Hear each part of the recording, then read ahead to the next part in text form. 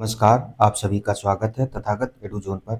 आज हम 71वीं बीपीएससी को ध्यान में रखते हुए एडुटेरिया बुक का करंट अफ़ेयर्स वाला जो पोर्शन है, उसको कवर कर रहे हैं।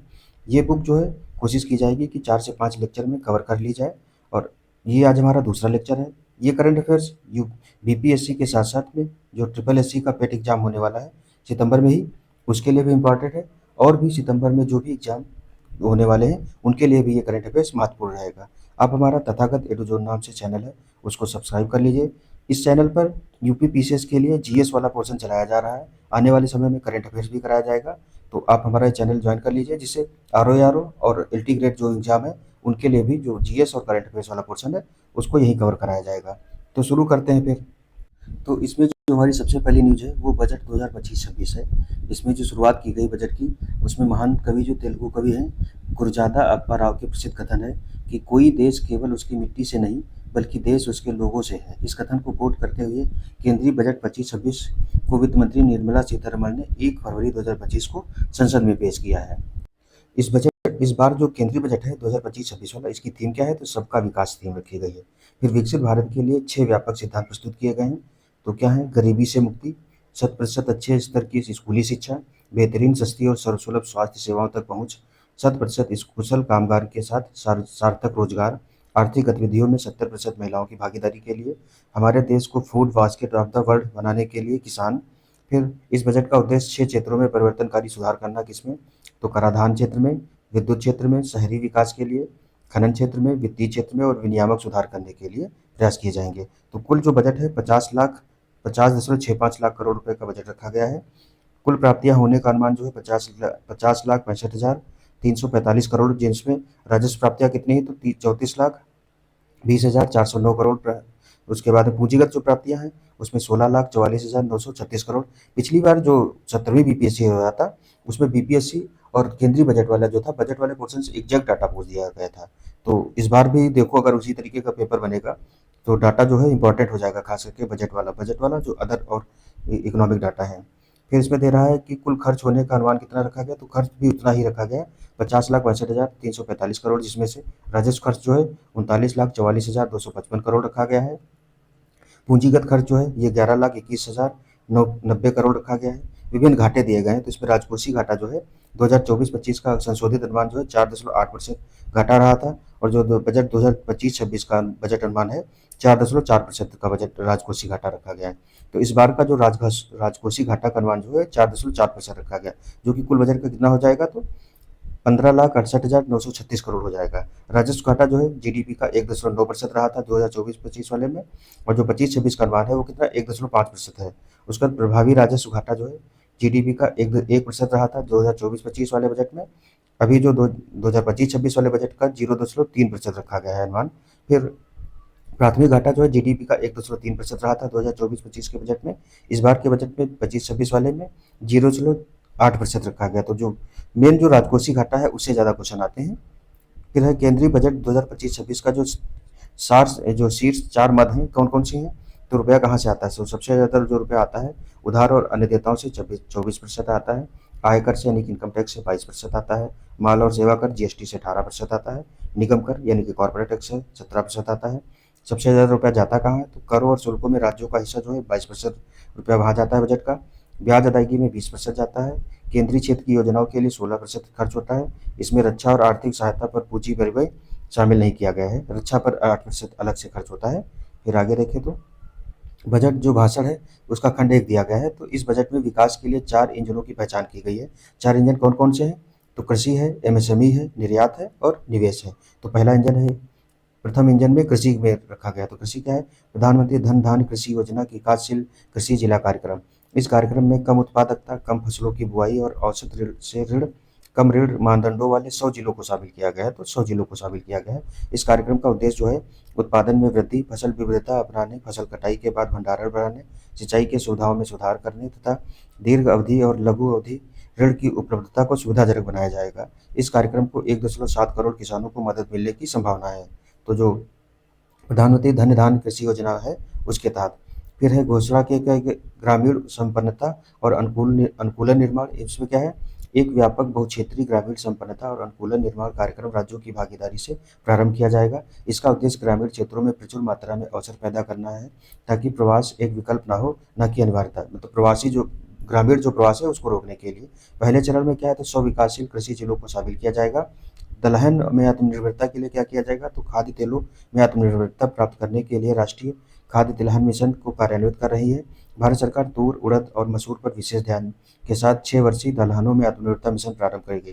तो दलहनों में आत्मनिर्भरता मिशन जो है ये 6 वर्षों के लिए किसके तूर, उड़द और मसूर पर विशेष ध्यान दिया जाएगा। ये पूछ सकता है कोड देकर के या ऑप्शन देकर के। अगला है सब्जियों और फलों के लिए व्यापक कार्यक्रम। सब्जियों, फलों और श्री अन्न का उपयोग अत्यधिक बढ़ रहा है। उत्पादन, प्रभावी आपूर्तियों, प्रसंस्करण और किसानों के लिए लाभकारी मूल्य को बढ़ावा देने के लिए राज्यों की भागीदारी से एक व्यापक कार्यक्रम शुभारंभ किया जाएगा। बिहार में मखाना बोर्ड, तो मखाना का उत्पादन, प्रसंस्करण, मूल्य संवर्धन और विपणन में सुधार लाने के लिए बिहार में मखाना बोर्ड स्थापित किया जाएगा। तो बिहार में ही किया जाएगा। राष्ट्रीय उच्च पैदावार बीज मिशन का कार्यान्वयन किया जाएगा, जिसका उद्देश्य क्या है, तो अनुसंधान परिवेश को बढ़ावा देना, उच्च पैदावार, कीट प्रतिरोधी और जलवायु अनुकूलन के गुणों से संपन्न बीजों का लक्षित विकास और प्रचार करना। जुलाई 2024 से जारी किए गए बीजों की 100 से अधिक किस्मों को वाणिज्यिक स्तर पर उपलब्ध कराया जाएगा। फिर है मत्स्य उद्योग के लिए क्या है, तो मत्स्य उत्पादन और जलीय कृषि के क्षेत्र में विश्व में भर में दूसरा सबसे बड़ा उत्पादक देश है भारत जो है। समुद्री खाद्य निर्यात का मूल्य 60,000 करोड़ है। हमारी सरकार अंडमान और निकोबार तथा लक्षद्वीप जैसे द्वीपों पर विशेष ध्यान देने और गहरे समुद्रों से सतत मछली पकड़ने को बढ़ावा देने के लिए अनुकूल फ्रेमवर्क लाएगी। कपास उत्पादकता मिशन, तो कपास उगाने वाले लाखों किसानों के लाभ के लिए कपास उत्पादकता मिशन लाया जाएगा की घोषणा की गई। इसके लिए एक पंचवर्षीय अभियान लाया जाएगा। फिर ब्याज सब्सिडी योजना के अंतर्गत किसान क्रेडिट कार्ड के माध्यम से लिए जाने वाले जो ऋण की सीमा को 3 लाख से बढ़ाकर के 5 लाख तक कर दिया जाएगा। फिर दूसरा इंजन है कि इसमें सूक्ष्म, लघु और मध्यम उद्यम एमएसएमई जो सेक्टर है उसको शामिल किया गया है दूसरे इंजन में। तो वित्त मंत्री ने विकास के लिए 5.7 करोड़ एमएसएमई को दूसरा शक्तिशाली इंजन बताया, क्योंकि यह हमारे निर्यात में 45% योगदान करता है। वर्तमान में 7.5 करोड़ लोगों को रोजगार देने वाले और हमारे विनिर्माण में 36% का योगदान करने वाले 1 करोड़ से अधिक पंजीकृत एमएसएमई मिलकर भारत को वैश्विक विनिर्माण केंद्र बनाने का प्रयास कर रहे हैं। तो भारत में इसका कितना निर्यात में 45% योगदान है और 7.5 करोड़ लोगों को रोजगार देता है। विनिर्माण सेक्टर में 36% का योगदान इसका है। ऋण तक पहुंच में सुधार के लिए ऋण गारंटी कवर बढ़ाया जाएगा। सूक्ष्म और लघु उद्यमों के लिए 5 करोड़ से बढ़ाकर के 10 करोड़, जिसमें अगले 5 वर्षों में 1.5 लाख करोड़ के अतिरिक्त ऋण उपलब्ध होंगे। स्टार्टअप के लिए 10 करोड़ से बढ़ाकर के 20 करोड़, जिसमें आत्मनिर्भर भारत के लिए महत्वपूर्ण 27 प्रमुख क्षेत्रों में ऋणों के लिए गारंटी शुल्क कम करके 1% किया जाएगा। उत्तम तरह से चल रहे निर्यातक एमएसएमई के लिए 20 करोड़ तक का सावधि ऋण दिया जाएगा। फिर इसमें जो इस बार नई सीमा कर दी गई जो एमएसएमई की परिभाषा है, उसके तहत क्या है, तो सूक्ष्म उद्योग में जो है वर्तमान है 1 करोड़, निवेश 1 करोड़ जो है, उसके बाद संशोधित कितना 2.5 करोड़ कर दिया गया है। और टर्नओवर जो निवेश है कितना, तो जो पहले था 1 करोड़ था, अब उसको बढ़ा करके 2.5 करोड़ जो इन्वेस्टमेंट करोगे वो क्या सूक्ष्म उद्योग में शामिल होगा। अभी जो टर्नओवर की बात की गई तो पहले 5 करोड़ था, और संशोधित कितना कर दिया गया है, 10 करोड़ कर दिया गया है। लघु उद्योगों के लिए पहले 10 करोड़ था, 25 करोड़ कर दिया गया है निवेश। उसके बाद में टर्नओवर जो है 50 करोड़ से बढ़ा करके 100 करोड़ कर दिया गया है। इसी तरीके से मध्यम उद्योग के लिए 50 करोड़ जो पहले था उसको 125 करोड़ निवेश कर दिया गया है, और जो टर्नओवर है 250 करोड़ से बढ़ा करके 500 करोड़ कर दिया गया है। तो ये जो मेन चेंज हुए हैं एमएसएमई सेक्टर में, ये भी पूछा जा सकता है। सूक्ष्म उद्यमों के लिए क्रेडिट कार्ड, हम उद्यम पोर्टल पर पंजीकृत सूक्ष्म उद्यमों के लिए 5 लाख की सीमा वाले विशेष अनुकूल क्रेडिट कार्ड शुरू करेंगे। पहले वर्ष में 10 लाख कार्ड जारी किए जाएंगे। फिर आगे देखें तो स्टार्टअप के लिए 10,000 करोड़ के अंशदान के साथ निधियों के नए कोष की स्थापना की जाएगी। तो स्टार्टअप के लिए 10,000 करोड़ के अंशदान के साथ एक फंड बनाया जाएगा नया। पहली बार महिलाओं, अनुसूचित जातियों और जनजातियों के लिए सहित 5 लाख के उद्यमियों के लिए एक नई योजना शुरू की जाएगी। इसमें अगले 5 वर्षों के दौरान 2 करोड़ तक का सावधि ऋण उपलब्ध होगा। फुटवियर और लेदर क्षेत्रों के लिए फोकस प्रोडक्ट स्कीम शुरू की जाएगी। तो इस स्कीम में लेदर, फुटवियर और बिना लेदर वाले गुणवत्तापूर्ण फुटवियर के उत्पादन हेतु आवश्यक डिजाइन क्षमता घटक विनिर्माण और मशीनों के लिए सहायता दी जाएगी। इस स्कीम से 22 लाख व्यक्तियों को, तो कितना 22 लाख व्यक्तियों को रोजगार मिलने, 4 लाख करोड़ का कारोबार और 1.1 लाख करोड़ से अधिक का निर्यात होने की संभावना है। भारत को वैश्विक खिलौना केंद्र बनाने के लिए एक योजना कार्यान्वित की जाएगी। तो भारत को वैश्विक खिलौना केंद्र बनाने का भी प्लान किया गया है। इस बजट के तहत फिर बिहार में खाद्य प्रसंस्करण के लिए राष्ट्रीय खाद्य प्रौद्योगिकी उद्यमशीलता और प्रबंधन संस्थान स्थापित किया जाएगा। तो ये कहाँ बिहार में किया जाएगा? इसके परिणामस्वरूप क्या होगा? तो किसानों के उत्पादों के मूल्य संवर्धन के माध्यम से उनकी आमदनी बढ़ेगी, युवाओं को कौशल प्रशिक्षण, उद्यमशीलता और रोजगार के अवसर प्राप्त होंगे। सरकार मेक इन इंडिया को आगे बढ़ाने के उद्देश्य से लघु, मध्यम और बड़े उद्यमों को शामिल करते हुए राष्ट्रीय विनिर्माण मिशन स्थापना करेगी। तो राष्ट्रीय विनिर्माण मिशन में लघु, मध्यम और बड़े उद्यमों को शामिल किया जाएगा, तीनों को। अगला इंजन है वो है क्या है? तो तीसरे इंजन के क्रम में इन्वेस्टमेंट को शामिल किया गया है। तो इन्वेस्टमेंट तीन तरीके से, लोगों में निवेश, अर्थव्यवस्था में निवेश और नवाचार में निवेश को शामिल किया गया है। लोगों में निवेश में क्या किया जाएगा? तो सक्षम आंगनवाड़ी और पोषण 2 पॉइंट के माध्यम से 8 करोड़ से अधिक बच्चों, 1 करोड़ गर्भवती महिलाओं एवं पूर्वोत्तर क्षेत्र में लगभग 20 लाख किशोरियों को पोषण संबंधी सहायता प्रदान की जाएगी। तो 8 करोड़ बच्चे, 1 करोड़ से अधिक गर्भवती महिलाएं, पूर्वोत्तर में 20 लाख किशोरियों को पोषण संबंधी सहायता प्रदान की जाएगी। फिर आगे जिज्ञासा और नवाचार की भावना उत्पन्न करने तथा वैज्ञानिक सोच को बढ़ावा देने के लिए अगले 5 वर्षों में सरकारी स्कूलों में 50,000 अटल टिंकरिंग प्रयोगशालाएं स्थापित की जाएंगी। भारत नेट परियोजना के अंतर्गत ग्रामीण क्षेत्रों में सभी सरकारी माध्यमिक स्कूलों और प्राथमिक स्वास्थ्य केंद्रों को ब्रॉडबैंड कनेक्टिविटी प्रदान की जाएगी। स्कूल और उच्चतर शिक्षा के लिए भारतीय भाषाओं में डिजिटल रूप से पुस्तकें प्रदान करने के लिए भारतीय भाषा पुस्तक योजना, तो भारतीय भाषा पुस्तक योजना कार्यान्वित करने का प्रस्ताव है। क्या है? तो ये भारतीय भाषाओं में डिजिटल रूप से पुस्तकें प्रदान करने के लिए। इसका लक्ष्य विद्यार्थियों को अपने विषयों को बेहतर ढंग से समझने में मदद करना है। फिर वैश्विक विशेषज्ञता और भागीदारी के साथ 5 राष्ट्रीय कौशल उत्कृष्टता केंद्रों को स्थापित किया जाएगा। तो 5 राष्ट्रीय कौशल उत्कृष्टता केंद्र स्थापित किए जाएंगे ताकि make for India, make for the world विनिर्माण के लिए आवश्यक कौशलों के साथ हमारे युवाओं को सुसज्जित किया जा सके। अगला है आईआईटी में क्षमता का विस्तार किया जाएगा। तो 23 आईआईटी में विद्यार्थियों की कुल संख्या में 100% की वृद्धि हुई है। 5 आईआईटी में अतिरिक्त अवसंरचना का सृजन किया जाएगा। आईआईटी पटना में छात्रावास और अन्य अवसंरचना संबंधी क्षमता को भी बढ़ावा दिया जाएगा। तो आईआईटी पटना में फिर 500 करोड़ के कुल परिव्यय से शिक्षा से हेतु कृत्रिम बुद्धिमत्ता संबंधी एक उत्कृष्टता केंद्र स्थापित किया जाएगा। चिकित्सा शिक्षा का विस्तार करते हुए अगले 5 वर्षों में मेडिकल कॉलेजों और अस्पतालों में 10,000 अतिरिक्त सीटें जोड़ी जाएंगी। अगले 3 वर्षों में सभी जिला अस्पतालों में डे केयर कैंसर केंद्रों को स्थापित करने की सुविधा प्रदान करेगी।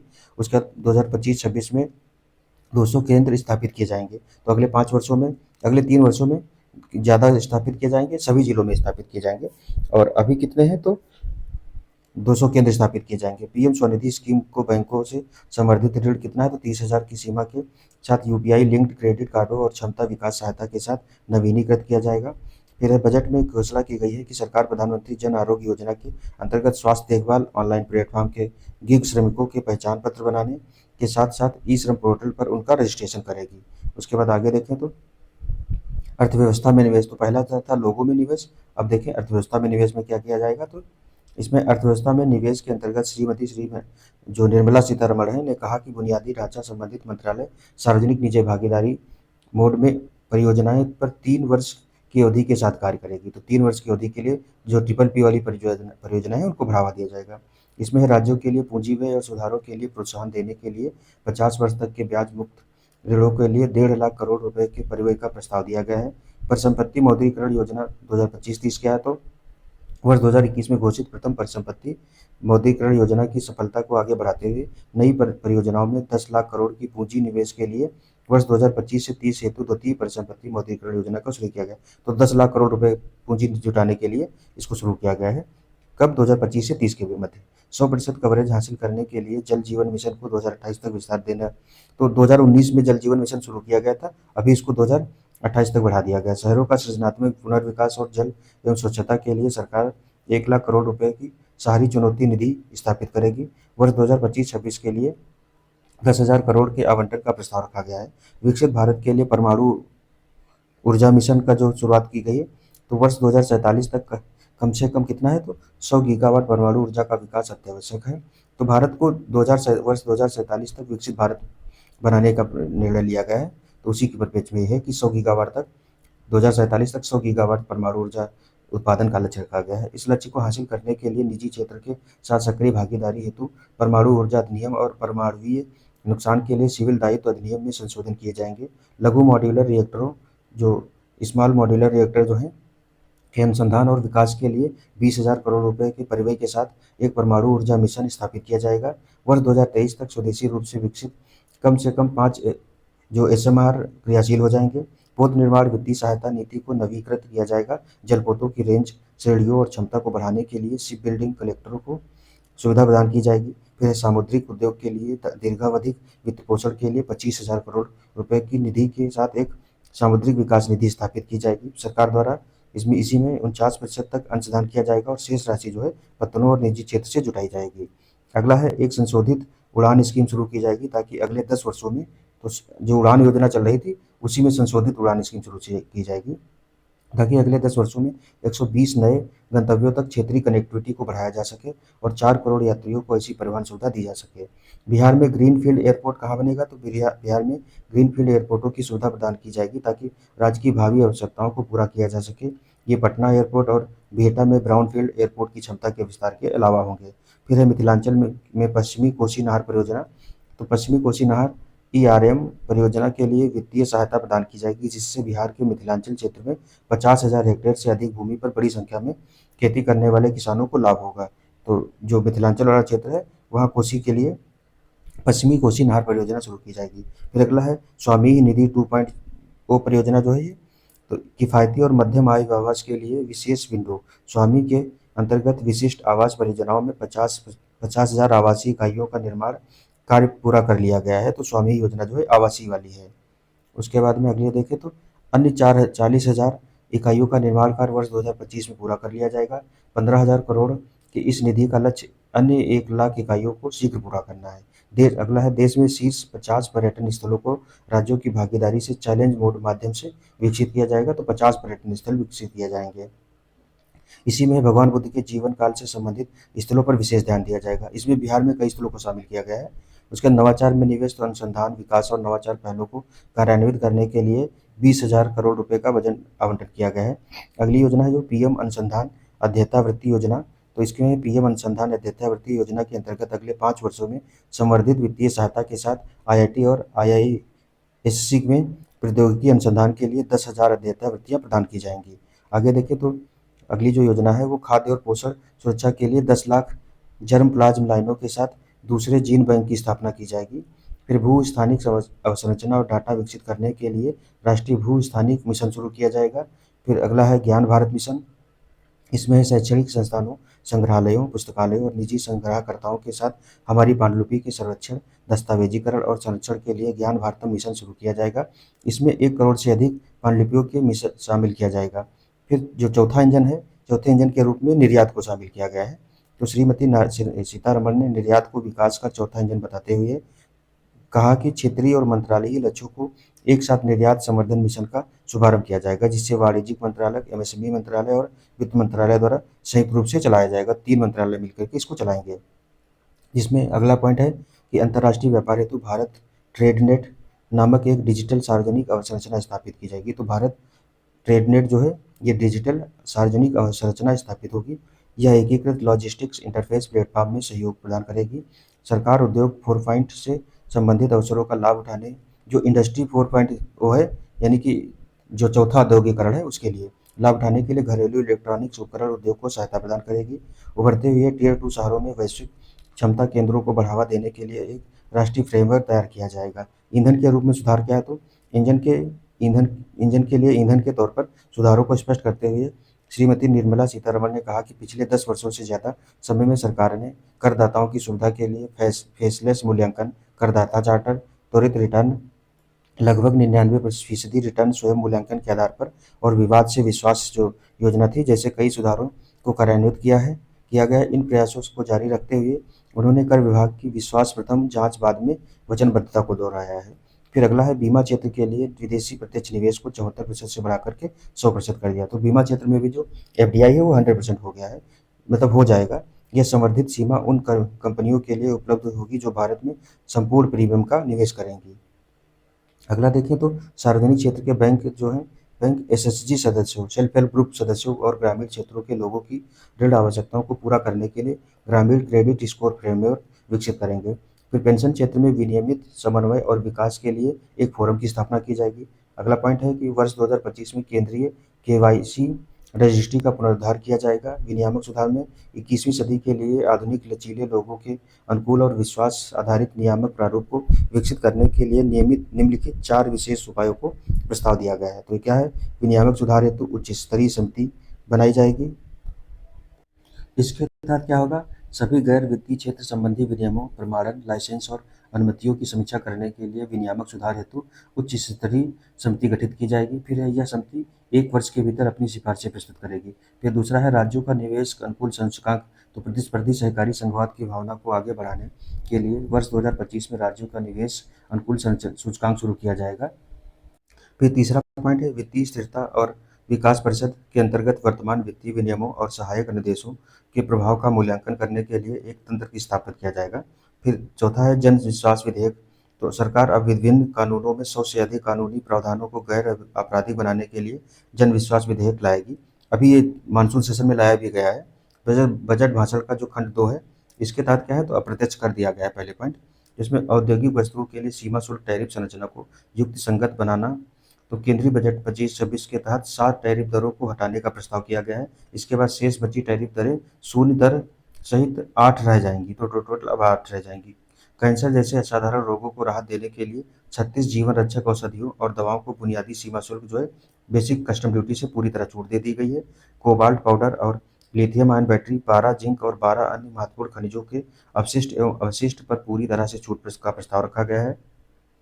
फिर भुने हुए वस्तुओं पर सीमा शुल्क को संशोधित कर 20% अथवा 115 रुपये प्रति किलोग्राम में जो भी अधिक होगा करने का प्रस्ताव रखा गया है। फिर interactive flat panel display electronic वस्तुओं पर बुनियादी सीमा शुल्क 10% से बढ़ाकर के 20% किया जाएगा। इलेक्ट्रॉनिक वाहनों के लिए लिथियम आयन बैटरी के विनिर्माण के लिए 35 अतिरिक्त पूंजीगत वस्तुओं पर छूट और मोबाइल फोन बैटरी विनिर्माण हेतु 28 अतिरिक्त पूंजीगत वस्तुओं पर छूट दी जाएगी।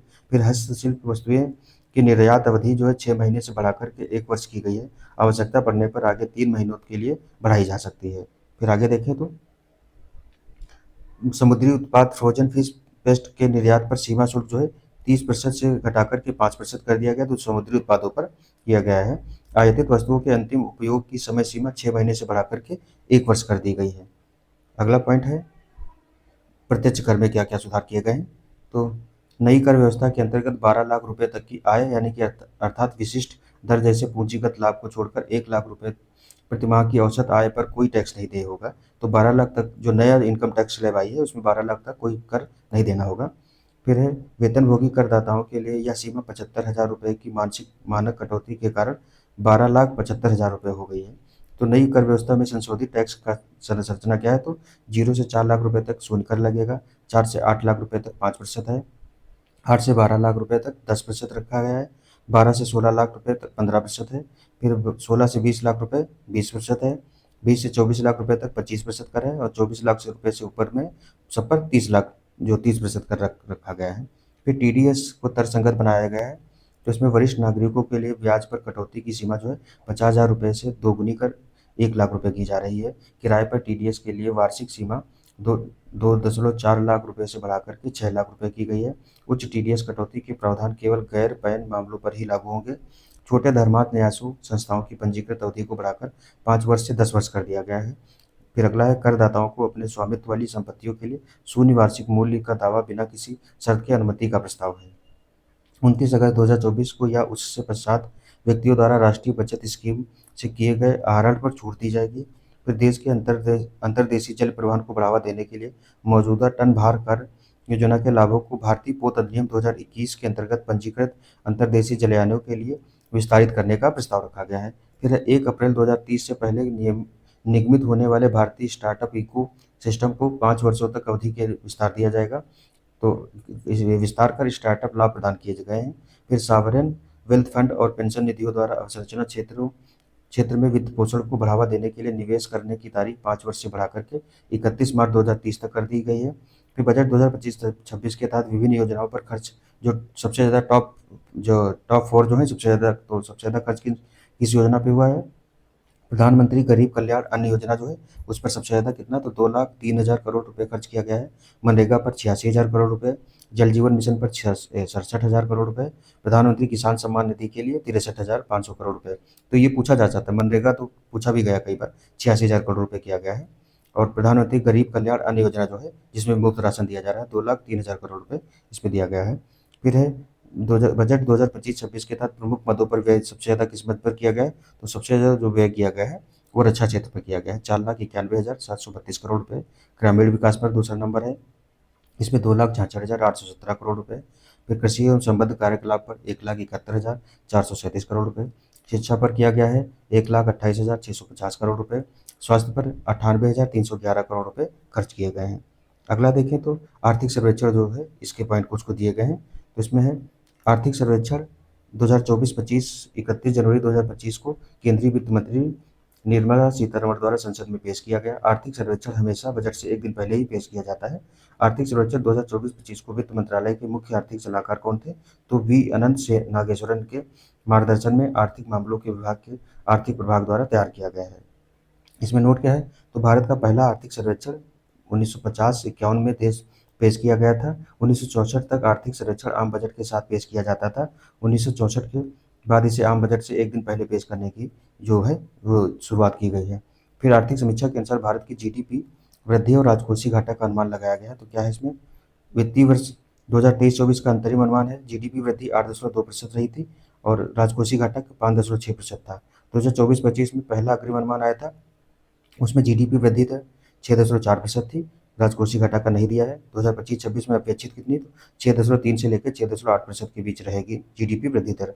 भारत का स्थान विभिन्न क्षेत्रों में, तो वैश्विक सेवा निर्यात में 7वां स्थान है, सांस्कृतिक एवं मनोरंजन सेवाओं में 6ठा स्थान है, निर्माण सेवाओं में 8वां स्थान है, विदेशी मुद्रा भंडार में 4था स्थान है, सीमेंट उत्पादन में दूसरा है, वस्त्र और परिधान के निर्यात में 6ठा स्थान है, दवा उद्योग मात्रा के हिसाब से तीसरा है, रेलवे नेटवर्क में भारत जो है 4थे स्थान पर है विश्व में। तो जो आर्थिक सर्वे में देखें क्या क्या है। राजकोषीय घाटा जो है ईयर वाई दिया गया है, तो 2020-21 में 9.2% था, 2021-22 में 6.7% आया, 2023-22-23 में 6.4%, 2023-24 में 5.6%। अभी जो राजकोषीय घाटा है 4.4% बजट का अनुमान रखा गया 2024-25 में। उसके बाद में जीडीपी वृद्धि दर जो है 2021-22 में 9.7% रही थी, 2022-23 में 7% की रखी गई थी, 2023-24 में 8.2%, 2024-25 में 6.4% और 2025-26 का जो अनुमान है 6.3 से लेकर के 6.8% के मध्य रखा गया है। फिर उत्पादन, जो खाद्यान्न उत्पादन है मिलियन टन में, तो 2020-21 में 310 मिलियन टन, अभी का ज़्यादा इम्पोर्टेंट, 2023-24 में कितना? 332 मिलियन टन हो गया है। कृषि फसलें अंतिम अनुमान एवं बागवानी फसलें द्वितीय अग्रिम अनुमान के आधार पर हैं। तो भारतीय अर्थव्यवस्था एक नज़र पर और देखते हैं। विदेशी मुद्रा भंडार जो भारत में कितना है?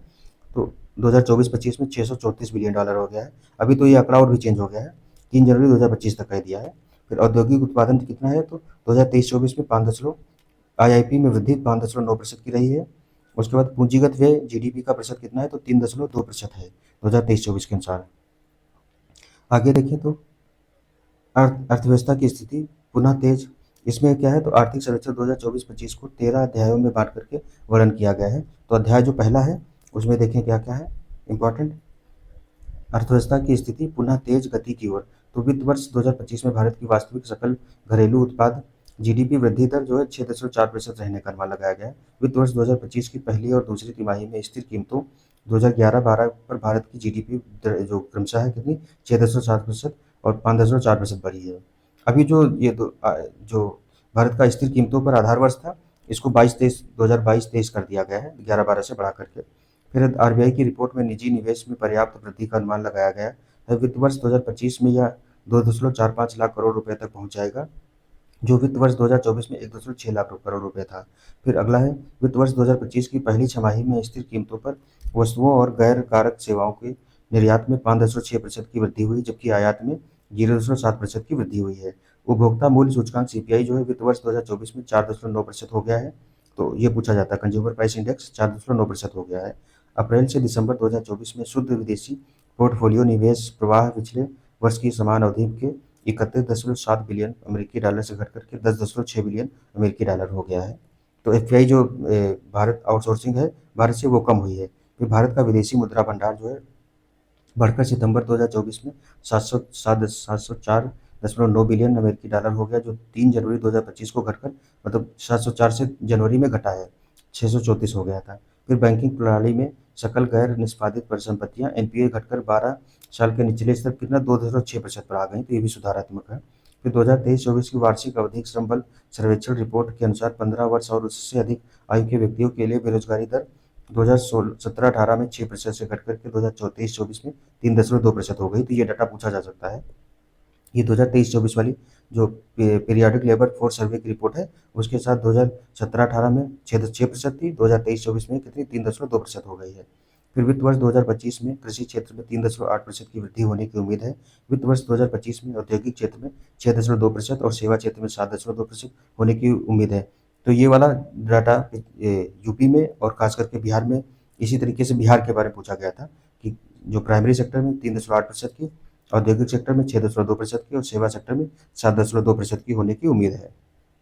फिर मौद्रिक और वित्तीय क्षेत्र जो दूसरा अध्याय है, मौद्रिक और वित्तीय क्षेत्र विकास अन्योन्याश्रयी संबंध इस पर दिया गया है, एक दूसरे पर रिलेटेड है। तो भारतीय इसमें पहला पॉइंट है आरबीआई का वित्तीय समावेशन सूचकांक मार्च 2024 में अंत में कितना, तो 64.2% रहा है। 31 दिसंबर 2024 तक पूंजी बाजारों में निवेशकों की संख्या 13.2 करोड़ तक पहुंच गई है। अप्रैल से दिसंबर 2024 तक real estate investment trust REITGS जो है और इंफ्रास्ट्रक्चर इन्वेस्टमेंट ट्रस्ट इन्विट्स द्वारा 16,456 करोड़ रुपए जुटाए गए हैं। 23 मई 2024 को BSE सूचकांक को सूचीबद्ध शेयरों का कुल बाजार पूंजीकरण जो है पहली बार 5 ट्रिलियन अमेरिकी डॉलर की मील के पत्थर के ऊपर बंद हुआ है। तो ये 5 ट्रिलियन डॉलर पहुंच गया है। जीवन बीमा की पहुंच वित्त वर्ष 2024 में 2.8% हो गई है। कुल बीमा की पहुंच कितनी है, 3.7% है। देश में बीमा घनत्व में मामूली वृद्धि देखी गई, जो वित्त वर्ष 2023 में 92 अमेरिकी डॉलर से बढ़कर के वित्त वर्ष 2024 में 95 अमेरिकी डॉलर हो गई है। फिर अगस्त 2024 में को सरकार ने सरकारी कर्मचारियों के लिए एकीकृत पेंशन योजना यूपीएस को मंजूरी दे दी गई है। तो जो यूपीएस योजना है उसको सरकार ने मंजूरी दे दी है। फिर वैश्विक साइबर सुरक्षा सूचकांक 2024 में भारत का टियर 1 स्कोर कितना 100 में से 98.49 रहा है। फिर अगला तीसरा अध्याय है बाह्य क्षेत्र एफडीआई को व्यवस्थित रूप देना। तो इसमें देखें, पहला पॉइंट है वित्त वर्ष 2025 के पहले 9 महीनों में भारत के कुल निर्यात माल प्लस सेवाएं में सकारात्मक वृद्धि देखी गई, जो 6% की वार्षिक वृद्धि के साथ 2602.6 बिलियन अमेरिकी डॉलर तक पहुंच गया। तो जो भारत का बाह्य क्षेत्र एफडीआई है वो अप्रैल से दिसंबर 2024 के दौरान कुल आयात जो है 6.9% की वार्षिक वृद्धि के साथ 682.2 बिलियन अमेरिकी डॉलर तक पहुंच गया है। इसी में क्या है, तो इसलिए अप्रैल से दिसंबर 2024 के दौरान कुल व्यापार घाटा 79.5 बिलियन अमेरिकी डॉलर हो गया है। फिर भारत ने 2023 का तक वस्त्र निर्यात में 150 बिलियन अमेरिकी डॉलर का लक्ष्य रखा है। दूरसंचार, कंप्यूटर और सूचना सेवाओं में भारत वैश्विक निर्यात बाजार का 10.2% हिस्सा रखता है, दुनिया में दूसरा सबसे बड़ा निर्यातक है। फिर भारत का B2C ई कॉमर्स बाजार 2026 तक 150 बिलियन अमेरिकी डॉलर तक बढ़ने का अनुमान रखा गया है। भारत का ई कॉमर्स बाजार 2030 तक 200 से लेकर 300 बिलियन अमेरिकी डॉलर तक बढ़ने की उम्मीद रखी गई है।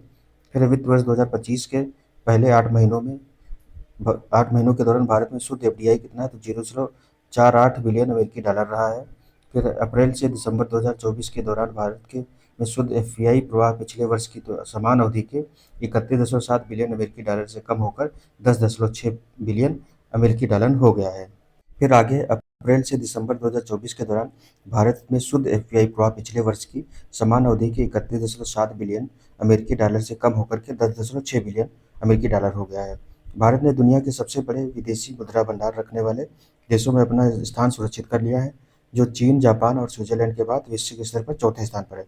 तो भारत एफडीआई के मामले में, जो एफडीआई रिजर्व के मामले में चौथे स्थान पर आ गया है, तो चीन, जापान और स्विट्जरलैंड के बाद। फिर ये क्या है, तो जो आर्थिक कीमतें और मुद्रास्फीति दी गई है, तो इसमें उतार चढ़ाव को समझना है।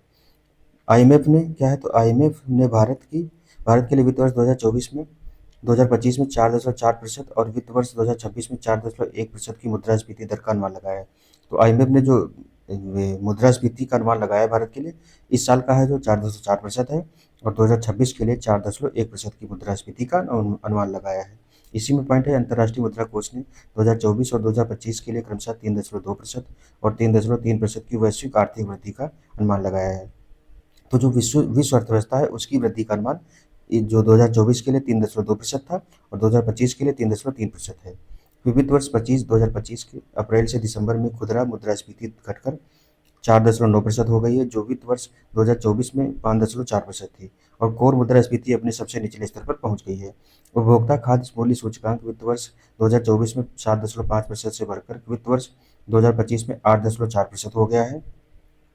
अगला है अध्याय 5। तो इसमें देखें मध्यम अवधि का परिदृश्य दिया गया है। तो गैर विनियमन में विकास को बढ़ावा देना। इसमें पहला पॉइंट है भारत को विकसित भारत वित्तीय लक्ष्यों को प्राप्त करने के लिए लगभग 1 या 2 दशक तक स्थिर कीमतों पर औसतन कितनी, तो 8% की वृद्धि दर हासिल करने की आवश्यकता है। तो भारत को विकसित देश बनने के लिए 2047 तक लगभग 8% की जो स्टेबल रेट हासिल करने की आवश्यकता है। खान मंत्रालय ने भारत की आर्थिक सुरक्षा के लिए 33 महत्वपूर्ण खनिजों का विश्लेषण किया है। भारत 75% लिथियम आयन बैटरी चीन से मंगवाता है। तो भारत के विश्व में ज़्यादातर लिथियम आयन बैटरियाँ जो हैं वो चीन से ही इम्पोर्ट होती हैं। फिर है छठा अध्याय है निवेश और अवसंरचना। इसमें क्या है, तो अनवरत रहे। अगला है केंद्र सरकार द्वारा प्रमुख बुनियादी ढांचा क्षेत्रों पर पूंजीगत व्यय वित्त वर्ष 2024 तक 38.8% दर से बढ़ा गया है। फिर भारतीय रेलवे ने 2029-30 तक 30 गीगावाट अक्षय ऊर्जा का लक्ष्य रखा है। तो 2030 तक जो भारतीय रेलवे ने कितना 30 गीगावाट का जो रिन्यूएबल एनर्जी है उसका लक्ष्य रखा है। अगला देखें तो इसी में पॉइंट है भारत में कुल 63.4 लाख किलोमीटर का सड़क नेटवर्क, जिसमें से 1,46,195 किलोमीटर का राष्ट्रीय राजमार्ग एनएच नेटवर्क शामिल है। फिर वित्त वर्ष 2025 में 5853 किलोमीटर नेशनल हाईवे का निर्माण किया गया है। नेशनल हाईवे कुल सड़क माल यातायात का लगभग 40% वहन करते हैं। राष्ट्रीय औद्योगिक गलियारा विकास कार्यक्रम का उद्देश्य जो है 4 उन्नत औद्योगिक शहर बनाना है। ये 4 शहर गुजरात में धुलेरा, महाराष्ट्र में सेंद्रा, बडकिन, उत्तर प्रदेश में ग्रेटर नोएडा और मध्य प्रदेश में विक्रम उद्योगपुरी शामिल हैं। फिर नवंबर 2024 तक बिजली क्षेत्र की स्थापित क्षमता 456.7 गीगावाट है। नवीकरणीय ऊर्जा भारत की कुल स्थापित क्षमता का लगभग कितना 47% हो गई है। तो लगभग 450 गीगावाट से अधिक रिन्यूएबल एनर्जी हो गई है। भारत वर्तमान में टोटल जो एनर्जी है वो 450 गीगावाट से अधिक है, जिसमें से 212 या इस तरीके से रिन्यूएबल एनर्जी का योगदान है। भारत वर्तमान में 56 सक्रिय अंतरिक्ष परिसंपत्तियों का संचालन करता है, जिनमें 19 संचार उपग्रह हैं, 9 नेविगेशन उपग्रह हैं, 4 वैज्ञानिक उपग्रह हैं, 24 पृथ्वी अवलोकन उपग्रह शामिल हैं जो इसरो द्वारा भेजे जाते हैं, उन्हीं की बात की गई है। जो छठा अध्याय है उसमें क्या है, उद्योग समग्र व्यवसायी सुधार। तो क्या है, भारत विनिर्माण में वैश्विक हिस्सेदारी का 2.8% योगदान देता है, जबकि चीन जो है 28.8% का योगदान देता है। तो चीन की बहुत ज़्यादा भागीदारी है। वित्त वर्ष 2025 में औद्योगिक क्षेत्र में 6.2% की वृद्धि हुई है। चीन के बाद भारत दुनिया का दूसरा सबसे बड़ा सीमेंट उत्पादक है। वित्त वर्ष 2024 में सीमेंट उत्पादन 427 मिलियन टन हुआ। घरेलू सीमेंट की खपत लगभग 290 किलोग्राम प्रति व्यक्ति है, जबकि वैश्विक स्तर पर कितनी है, 540 किलोग्राम प्रति व्यक्ति है। तो इसको बढ़ाने का भी प्रयास किया जा रहा होगा। भारत में स्टील के स्क्रैप की कुल घरेलू खपत लगभग 30 मिलियन टन है, जिसमें से लगभग 5 मिलियन टन आयात किया जाता है। वित्त वर्ष 2024 में इलेक्ट्रॉनिक सामानों का घरेलू उत्पादन बढ़कर 9.52 लाख करोड़ रुपए हो गया है। भारत ने स्मार्टफोन आयात पर अपनी निर्भरता कम कर दी है। अब 99% स्मार्टफोन घरेलू स्तर पर निर्मित किए जाते हैं। भारत का इलेक्ट्रॉनिक्स बाजार वैश्विक बाजार का कितना 4% है। उसके बाद में अगला पॉइंट है इसी में, भारत वस्त्र और परिधान का छठा सबसे बड़ा निर्यातक है और वैश्विक व्यापार में इसकी हिस्सेदारी लगभग कितनी 4% है। फिर भारत का तकनीकी कपड़ा उद्योग तेजी से बढ़ रहा है, जो वैश्विक स्तर पर 5वें स्थान पर है, और भारत शुद्ध निर्यातक है। तो जो तकनीकी कपड़ा उद्योग है, भारत तो क्या करता है, इसमें सबसे ज़्यादा निर्यात करता है। वैश्विक चिकित्सा उपकरण बाजार में भारत की अनुमानित हिस्सेदारी 1.5% है। एशिया में बाजार आकार के मामले में भारत चौथे स्थान पर है। फिर विपो रिपोर्ट 2022 के अनुसार भारत वैश्विक स्तर पर शीर्ष 10 पेटेंट फाइलिंग कार्यालयों में छठे स्थान पर है। विपो द्वारा विज्ञान और प्रौद्योगिकी क्लस्टर रैंकिंग 2024 में भारत 4 शहरों के साथ दुनिया में शीर्ष 100 विज्ञान और प्रौद्योगिकी क्लस्टरों में चौथे स्थान पर रहा था। वित्त वर्ष 2021 में अनुसंधान एवं विकास पर सकल व्यय कितना है, तो 1,27,381 करोड़ रुपए है, जो सकल घरेलू उत्पाद का 0.64% है। तो रिसर्च एंड डेवलपमेंट पर जो भारत में व्यय है कितना 0.64% ही है। अगला है नवंबर 2024 तक एमएसएमई ने 23.4 करोड़ व्यक्तियों को रोजगार प्रदान किया। तो एमएसएमई सेक्टर ने 23.4 करोड़ लोगों को रोजगार प्रदान किया है। अगला पॉइंट है एमएसएमई को विस्तार की क्षमता के साथ इक्विटी फंडिंग प्रदान करने के लिए सरकार ने 50,000 करोड़ रुपए के साथ आत्मनिर्भर भारत को शुरू किया है। फिर अगला है चार राज्य कौन? गुजरात, महाराष्ट्र, कर्नाटक और तमिलनाडु में कुल औद्योगिक जीएसवीए का लगभग 43% हिस्सा रखते हैं। जो चार राज्य हैं इन्हीं में सबसे ज़्यादा औद्योगिक जीएसवीए का हिस्सा है। फिर 8वां अध्याय है, इसमें क्या है तो सेवा क्षेत्र, दिग्गजों के समक्ष नई चुनौतियाँ क्या क्या हैं। भारत वैश्विक सेवा निर्यात में 4.3% हिस्सेदारी के साथ 7वें स्थान पर रहा है। वर्तमान मूल्यों पर कुल जीवीए सकल मूल्य संवर्धन में भारत के सेवा क्षेत्र का योगदान वित्त वर्ष 2025 में लगभग कितना 55% हो गया है। वर्ष 2024 में भारत के सेवा निर्यात में कंप्यूटर सेवाओं और व्यावसायिक सेवाओं का निर्यात लगभग कितना है 70% था। भारत में वित्त वर्ष 25 अप्रैल सितंबर में एफडीआई इक्विटी प्रवाह 29.8 बिलियन अमेरिकी डॉलर रहा है। भारतीय रेलवे दुनिया का चौथा सबसे बड़ा रेलवे नेटवर्क है। वे सरकार ने वित्त वर्ष 29 तक लगभग सभी 4 लेन राष्ट्रीय राजमार्ग और हाई स्पीड कॉरिडोर पर बाधा मुक्त टोलिंग शुरू करने का लक्ष्य रखा है। अगला है भारत सरकार ने 2047 तक भारतीय जहाज निर्माण और जहाज मरम्मत को वैश्विक स्तर पर शीर्ष 5 स्थान में दिलाने के लिए उद्देश्य से मैरीटाइम इंडिया विजन 2030 और मैरीटाइम अमृतकाल विजन 2047 लॉन्च किया है। भारत में जलमार्गों की कुल नौगम्य लंबाई लगभग 14,850 किलोमीटर है और अक्टूबर 2024 तक देश में 26 चालू जलमार्ग हैं। पर्यटन क्षेत्र का सकल घरेलू उत्पाद में योगदान वित्त वर्ष 2023 में महामारी पूर्व स्तर 5% पहुंच गया। पर्यटन क्षेत्र ने वित्त वर्ष 23 में 7.6 करोड़ नौकरियां सृजित की हैं। तो इसी में पॉइंट दिया गया है, पर्यटन के माध्यम से विदेशी मुद्रा आय जो है 28 बिलियन अमेरिकी डॉलर थी। 2024 में वैश्विक क्या है तो अगला पॉइंट है, 2024 में वैश्विक रियल इस्टेट पारदर्शिता सूचकांक में भारत 89 देशों में से 31वें स्थान पर रहा था।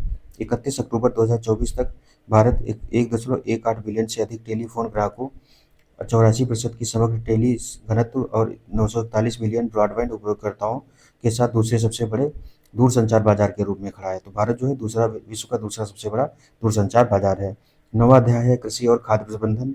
तो भविष्य की संभावना का क्षेत्र है यह क्षेत्र क्या है, वित्त वर्ष 2024 के प्रारंभिक अनुमानों में मौजूदा आधार पर सकल घरेलू उत्पाद में लगभग 16% का योगदान देता है और लगभग 46.1% आबादी का भरण पोषण करता है।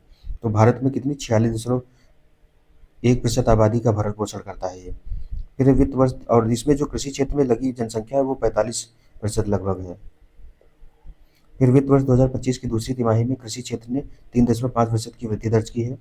तो वृद्धि कितनी रही है 3.5% की रही है। वित्त वर्ष 2017 से 23 के दौरान औसत वार्षिक वृद्धि दर 5% की दर्ज की गई है। एक प्रमुख वैश्विक अनाज उत्पादक के रूप में भारत का विश्व के कुल उत्पादन में कितना 11.6% योगदान करता है। तो अनाज के मामले में भारत वैश्विक स्तर पर 11.6% का योगदान करता है। कृषि और संबद्ध क्षेत्रों में शीर्ष 3 अग्रणी प्रदर्शन करने वाले राज्य कौन कौन से हैं? आंध्र प्रदेश है, मध्य प्रदेश और तमिलनाडु है। शुद्ध बोए गए क्षेत्र का लगभग 55% सिंचाई प्राप्त करता है। भारत की 2/3 से अधिक कृषि भूमि सूखे के खतरे का सामना कर रही है। तो भारत में सूखे का जो खतरा है वो भी काफ़ी ज़्यादा है। फिर अगला है सीमांत और छोटे पैमाने के किसान भारत की कृषि जोत का लगभग कितना है तो 85% प्रतिनिधित्व करते हैं और ये किसान आमतौर पर 2 हेक्टेयर से कम आकार के भूखंडों पर खेती करते हैं। तो भारत का लगभग 85% जो किसान है वो कितने हैं सीमांत प्रकार के हैं, सीमांत हैं या और भी लघु सीमांत हैं। फिर मार्च 2024 तक देश में 7.75 करोड़ चालू केसीसी खाते हैं जिन पर 9.81 लाख करोड़ रुपए का ऋण बकाया है। पशुधन कृषि क्षेत्र विकास का एक प्रमुख चालक बन गया है जिसने कृषि के सकल मूल्यवर्धन में अपना योगदान वित्त वर्ष 2023 में 30.23% कर दिया है। सरकार ने ई नाम से योजना शुरू की है। यह पहल आवश्यक हार्डवेयर के लिए कृषि उपज बाजार समिति एपीएमसी की मंडी को 75 लाख रुपए की मुफ्त सॉफ्टवेयर और वित्तीय सहायता प्रदान करती है। फिर आगे देखें तो वित्त वर्ष 2023 में कुल मछली उत्पादन जो अंतर्देशीय और समुद्री दोनों बढ़कर के कितना 184.02 लाख टन हो गया है। वित्त वर्ष 2024 में कृषि खाद्य निर्यात का मूल्य जिसमें प्रसंस्कृत खाद्य पदार्थों का निर्यात शामिल है 46.44 बिलियन अमेरिकी डॉलर तक पहुंच गया है जो भारत के कुल निर्यात का लगभग कितना 11.7% है। फिर 10वां जो अध्याय है जलवायु और पर्यावरण, इसमें अनुकूलन और अनिवार्यता पर बल दिया गया है। तो अगला इसमें पॉइंट है सितंबर 2024 में शुरू किया गया भू नीर पोर्टल भूजल संसाधनों के प्रबंधन और विनियमन, भूजल उपयोग में पारदर्शिता, दक्षता और स्थिरता को बढ़ावा देने के लिए केंद्रीय भूजल प्राधिकरण पोर्टल है। तो उन पोर्टल का क्या नाम है भू नीर पोर्टल। फिर इसी में अगला पॉइंट है छत्तीसगढ़ के धमतरी जिले ने समुदाय विशेषकर महिलाओं को शामिल करके वर्षा जल संचयन, छत से पानी इकट्ठा करने और अपशिष्ट जल प्रबंधन पर केंद्रित जल जागर अभियान शुरू किया है। तो छत्तीसगढ़ सरकार द्वारा शुरू किया गया है। भारत की स्थापित उत्पादन क्षमता ऊर्जा क्षेत्र में कितनी है तो कोयला, का योगदान कितना है? 46.20% है। सौर ऊर्जा का 20.60% है। पवन ऊर्जा 10.50% है। हाइड्रो 10.30 है। गैस जो है उसका 5.40% योगदान है। 31 दिसंबर 2024 तक बायोमास बिजली और सह उत्पादन में परियोजनाओं के लिए स्थापित क्षमता लगभग कितनी? 9.8 गीगावाट ग्रिड से जुड़ी और 0.92 गीगावाट समतुल्य ऑफ ग्रिड जुड़ी थी।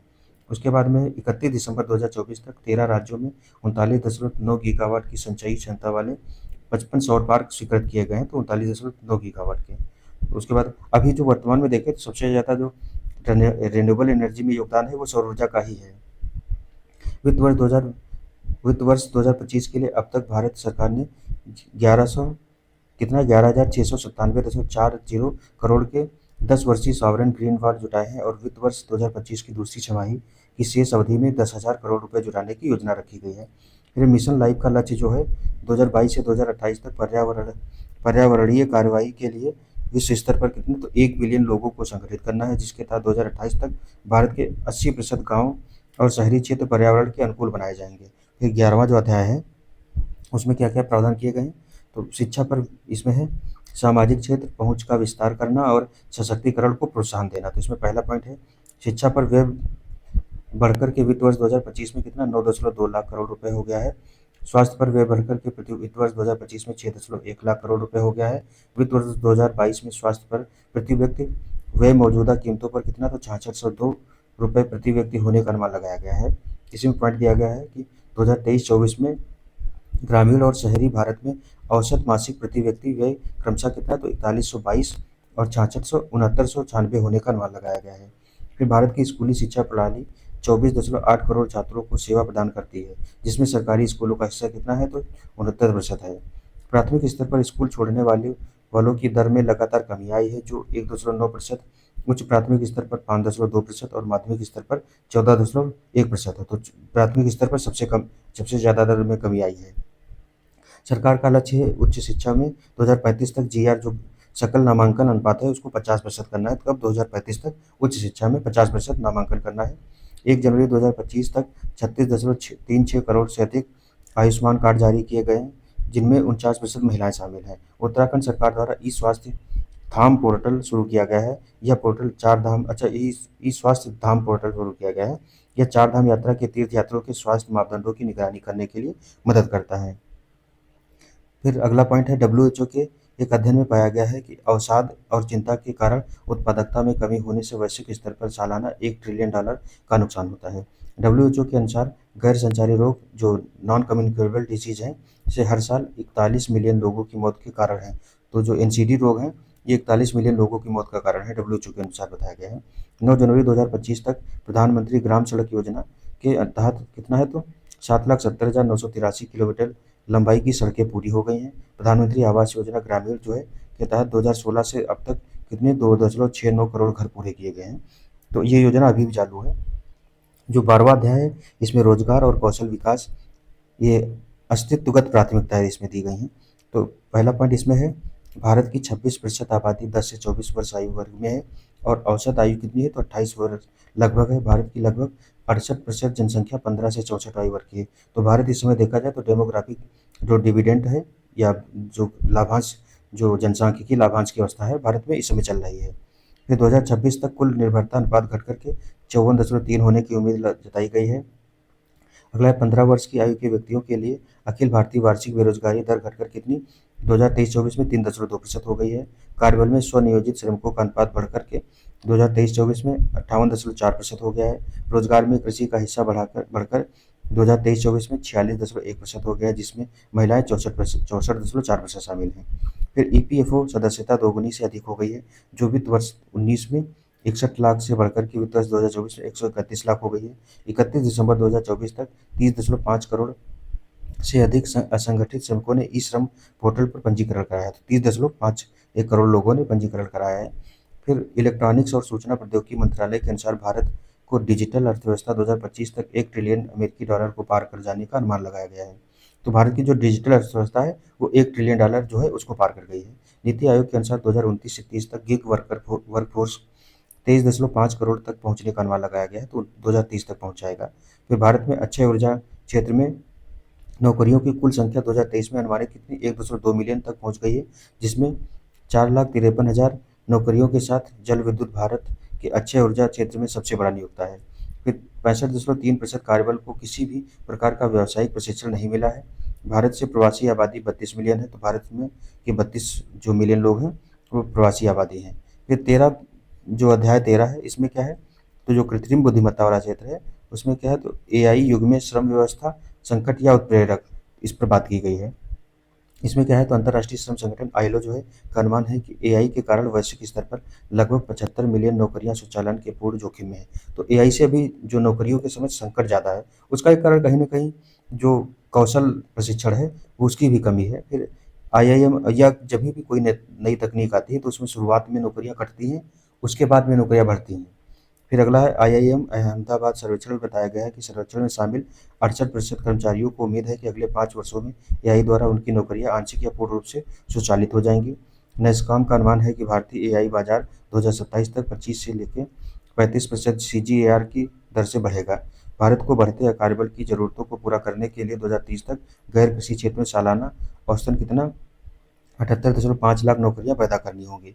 तो ये जो इकोनॉमिक सर्वे था उसके 13 अध्याय हैं वो शामिल कर लिए गए हैं। फिर अब देखते हैं कि भारत के प्रमुख पदाधिकारी कौन कौन से हैं, इसमें स्मरणीय तथ्य दिए गए हैं। तो कैबिनेट सचिव जो है टीवी सोमनाथ हैं, विदेश सचिव विक्रम मिश्री हैं। ये विक्रम मिश्री यादव का पहलगाम जो अटैक हुआ था उसके बाद में जो प्रेस ब्रीफिंग होती थी उसमें ये भी शामिल रहते थे। गृह सचिव गोविंद मोहन है, रक्षा सचिव राजेश कुमार सिंह हैं, वित्त सचिव अजय सेठ हैं, राजस्व सचिव अरविंद श्रीवास्तव हैं, प्रधानमंत्री के प्रधान सचिव इसमें प्रमोद कुमार मिश्रा हैं, प्रधानमंत्री के प्रधान सचिव दूसरे हैं शशिकांत दास हैं, शक्तिकांत दास हैं, प्रधानमंत्री के निजी सचिव निधि तिवारी हैं, नियंत्रक एवं महालेखा परीक्षक इस समय संजय मूर्ति हैं 15वें हैं, जो कि भारत के लेखा महापरीक्षक सीजीए जो कौन है श्री एस दुबे 28वें हैं ये, भारत के मुख्य सांख्यिकीविद जीपी सामंत हैं, अटॉर्नी जनरल ऑफ इंडिया कौन है आर वेंकट रमणी ये 16वें हैं, के वेणुगोपाल जो थे वो 15वें थे। फिर solicitor general of India Tushar Mehta हैं, ये फिर से बनाए गए हैं। उच्चतम न्यायालय के मुख्य न्यायाधीश जो हैं बी आर गवई हैं, ये 52वें हैं मुख्य न्यायाधीश। भारत के लोकपाल अध्यक्ष कौन है अजय माणिक राव खानविलकर हैं। Chief of defence staff CDS Anil Chauhan इस समय। नौसेना अध्यक्ष कौन है दिनेश कुमार त्रिपाठी हैं, 26वें हैं। वायुसेना अध्यक्ष अमरप्रीत सिंह 28वें हैं। थल सेना अध्यक्ष उपेंद्र द्विवेदी हैं, ये 30वें हैं। भारत के मुख्य चुनाव आयुक्त कौन है ज्ञानेश कुमार हैं, 26वें हैं ये। अन्य सदस्य विवेक जोशी और सुखबीर सिंह संधू हैं। फिर अगला है कि भारत के मुख्य सूचना आयुक्त कौन है हीरालाल समरिया हैं, 12वें हैं ये। राष्ट्रीय मानवाधिकार आयोग के अध्यक्ष कौन है वी राम सुब्रमण्यम, ये 9वें हैं। राष्ट्रीय चिकित्सा आयोग के अध्यक्ष अभिजात सेठ हैं। केंद्रीय सतर्कता आयोग के अध्यक्ष कौन है प्रवीण कुमार श्रीवास्तव हैं, 19वें हैं ये। भारतीय प्रतिस्पर्धा आयोग के सीसीआई के अध्यक्ष कौन है रवनीत कौर हैं। राष्ट्रीय महिला आयोग के अध्यक्ष विजया किशोर राहटकर हैं, 9वीं अध्यक्ष हैं ये। यूपीएससी के अध्यक्ष कौन है अजय कुमार हैं। सीबीएसई के अध्यक्ष राहुल सिंह हैं। एनटीए के महानिदेशक प्रदीप सिंह खारोला हैं। एसएससी के अध्यक्ष कौन है एस गोपाल कृष्णन हैं। सेबी के अध्यक्ष हैं तुहिनकांत पांडे हैं। फिर है 16वें वित्त आयोग के अध्यक्ष अरविंद पानगड़िया बनाए गए हैं। 23वें विधि आयोग के अध्यक्ष कौन है दिनेश माहेश्वरी थे, ठीक है अभी हैं। फिर अगला जो पॉइंट है विक्रम साराभाई अंतरिक्ष केंद्र जो है डॉक्टर एस उन्नीकृष्णन नायर हैं, इसके निदेशक हैं। फिर इसरो के अध्यक्ष जो हैं डॉक्टर वी नारायणन है, 11वें हैं। साथ में इन्हें अंतरिक्ष विभाग का सचिव और अंतरिक्ष आयोग का अध्यक्ष भी बनाया गया है। डीआरडीओ के अध्यक्ष समीर वी कामत पुनः बनाए गए हैं। आईसीएमआर के महानिदेशक कौन है राजीव बहल हैं। मुख्य वैज्ञानिक सलाहकार अजय कुमार सूद हैं। मुख्य आर्थिक सलाहकार वी अनंत नागेश्वरन हैं, पुनः बनाए गए हैं। राष्ट्रीय सुरक्षा सलाहकार अजीत डोभाल, ये तीसरी बार बनाए गए हैं। एनएसजी के महानिदेशक बी श्रीनिवास हैं।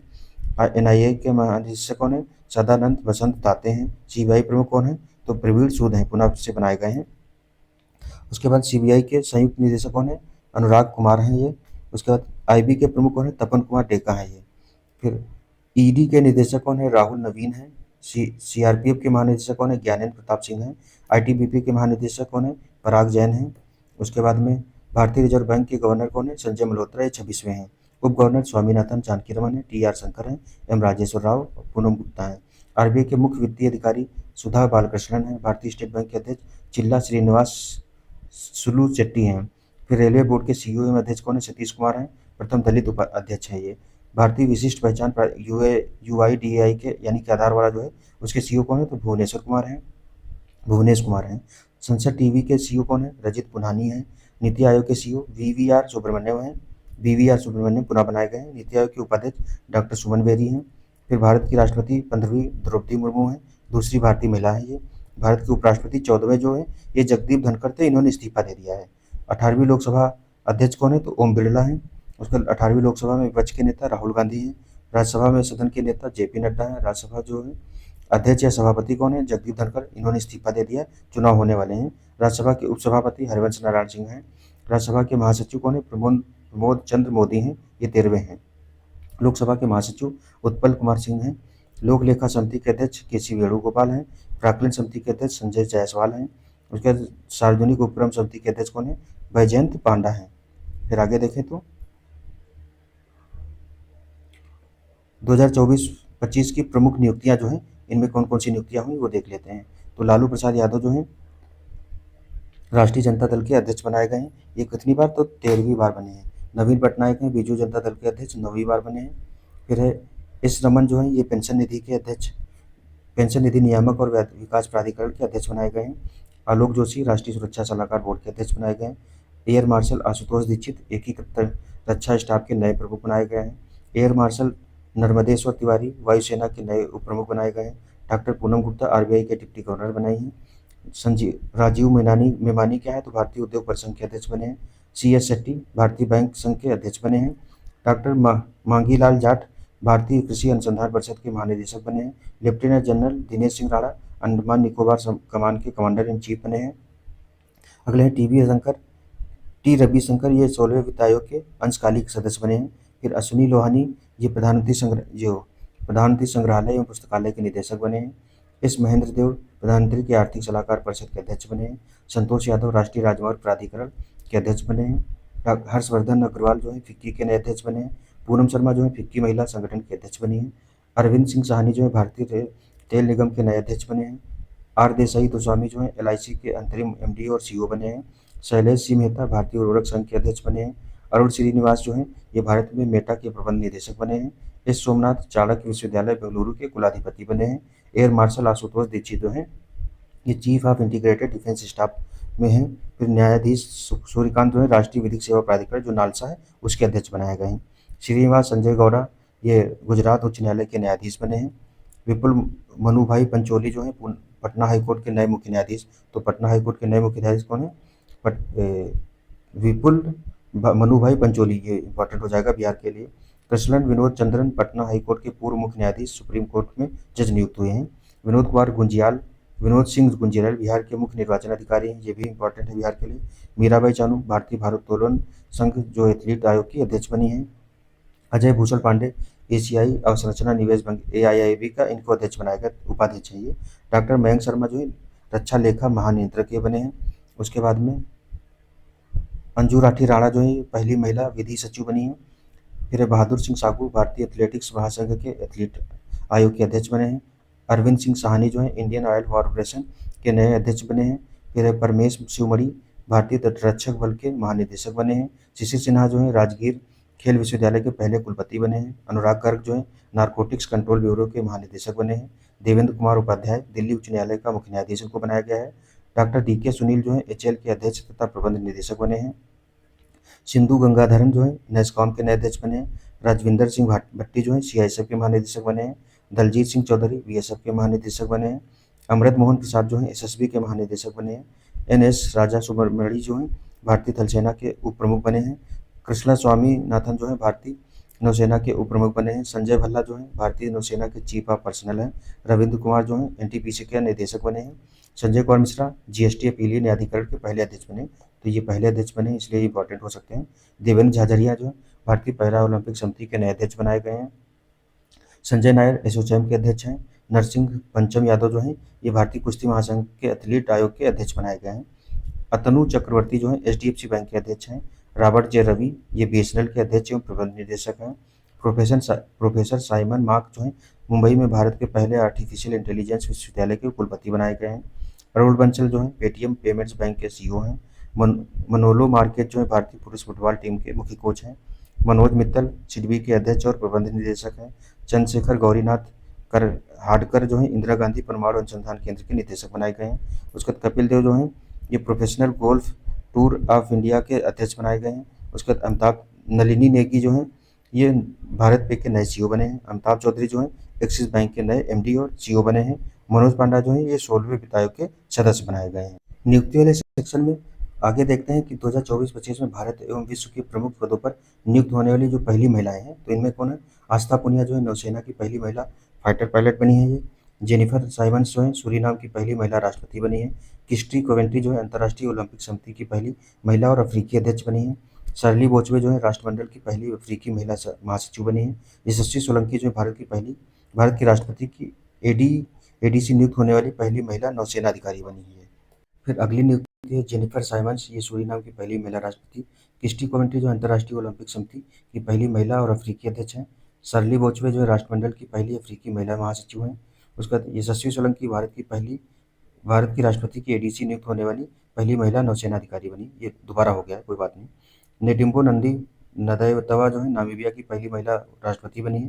डॉक्टर नगोजी ओंकोजी इगोला जो डब्ल्यूटीओ के महानिदेशक दूसरे कार्यकाल के लिए इस पद पर नियुक्त होने वाली दुनिया की पहली महिला और पहली अफ्रीकी जो हैं। उस समय जब इनकी पहली नियुक्ति हुई थी तो कई बार क्वेश्चन पूछा गया था इनसे रिलेटेड। क्लाउडिया शिनबाम जो है मैक्सिको की पहली महिला राष्ट्रपति बनी है। लेफ्टिनेंट जनरल साधना सक्सेना नायर जो है भारत की चिकित्सा सेवा की पहली महिला डीजी बनी है। उसके बाद अगली जो है वो है वाइस एडमिरल आरती सरीन जो है ये भारत सशस्त्र बल चिकित्सा सेवा की पहली महिला महानिदेशक बनी है।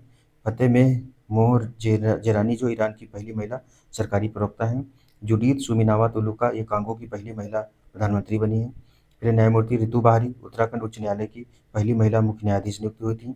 नाइमा खातून जो है अलीगढ़ मुस्लिम विश्वविद्यालय की पहली महिला कुलपति बनी थी। फिर मरियम नवाज शरीफ जो है पाकिस्तान में पंजाब प्रांत की पहली महिला मुख्यमंत्री बनी थी। अगली है गीता बत्रा, ये विश्व बैंक के वैश्विक पर्यावरण सुविधा की पहली महिला डायरेक्टर बनी थी। फिर सुमन कुमारी बीएसएफ की पहली महिला स्नाइपर बनी है। रश्मि शुक्ला हैं ये महाराष्ट्र पुलिस की प्रथम महिला डीजीपी बनी थी। फिर विभिन्न डिक्शनरी द्वारा चयनित जो शब्द है वर्ड ऑफ द ईयर 2024 के, तो कैम्ब्रिज डिक्शनरी का कौन था? मैनिफेस्ट था। ऑक्सफोर्ड डिक्शनरी का ब्रेन रूट था। कॉलिन डिक्शनरी का ब्रेड था। मरियम वेबस्टर की कौन सा था? पोलराइजेशन जो है ये शब्द थे। अगला देखिए 7वां जो है पॉइंट, अंतर्राष्ट्रीय नियुक्तियां कौन कौन सी? तो Robert Francis Prevost Roman Catholic church के नए पोप बने हैं। पोप लियो के नाम से जो ये इटली वाला रोम में है, रोम के जो मेन चर्च है उसके पोप बने हैं। सुकन्या सोनोवाल जो है राष्ट्रमंडल युवा शांति राजदूत बनी है। एना लेना बैरबाग जर्मनी की पूर्व विदेश मंत्री हैं। संयुक्त राष्ट्र महासभा के 80वें सत्र की अध्यक्ष बनी थी। फिर मोहसिन कनकवी ये एशियाई क्रिकेट परिषद के नए अध्यक्ष बने हैं। मसातो कांडा जापान के एशियाई विकास बैंक के 11वें अध्यक्ष बने हैं। सुमति धर्मवर्धन जो है आईसीसी के एंटी करप्शन यूनिट के अध्यक्ष बने हैं। प्रकाश मान सिंह राउत जो है नेपाल के नए प्रधानमंत्री बने हैं। फिर मोहम्मद तैयब इकराम जो है अंतर्राष्ट्रीय हॉकी फेडरेशन के अध्यक्ष बने हैं। फिर फिलेमोन यांग जो है कैमरून के पूर्व पीएम हैं, ये संयुक्त राष्ट्र महासभा के 79वें सत्र के अध्यक्ष बने। तो फिलेमोन यांग जो है 79वें के थे, और जो एना लेना बैरबाग जर्मनी की पूर्व विदेश मंत्री हैं, ये कौन? 80वें बनी थी। फिर क्रिस्टीना जॉर्जिवा आईएमएफ के प्रबंध निदेशक दूसरी बार बनी है ये। मार्क रूटे जो है ये पूर्व नीदरलैंड के पूर्व पीएम हैं, तो नाटो के नए महासचिव बने हैं।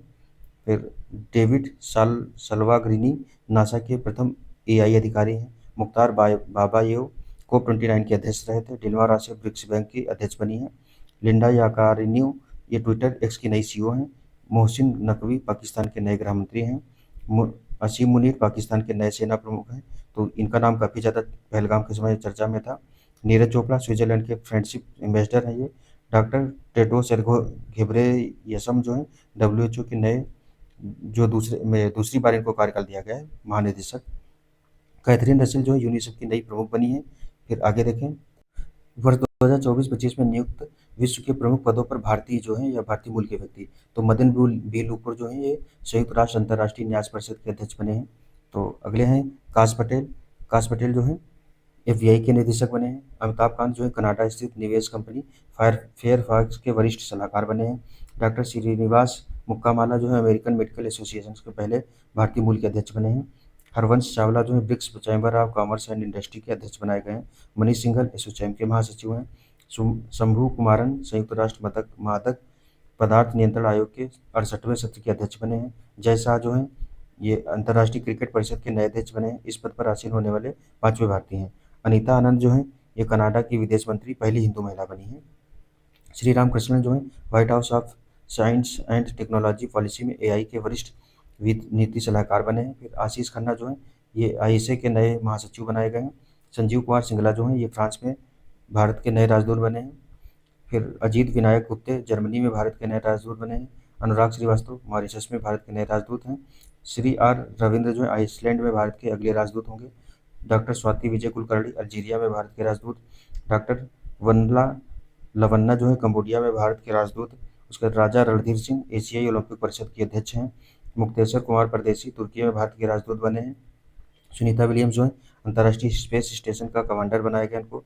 Abhyuday Jindal Indian chamber of commerce जो है उसके अध्यक्ष हैं। पार्थ पावर्थानेनी हरीश जो है न्यूयॉर्क में संयुक्त राष्ट्र में भारत के स्थायी प्रतिनिधि हैं। जगजीत पवाड़िया जो है अंतर्राष्ट्रीय नारकोटिक्स कंट्रोल बोर्ड के लिए पुनः चुनी गई तीसरी बार। कमल किशोर जो है संयुक्त राष्ट्र आपदा जोखिम न्यूनीकरण के लिए विशेष प्रतिनिधि बने हैं।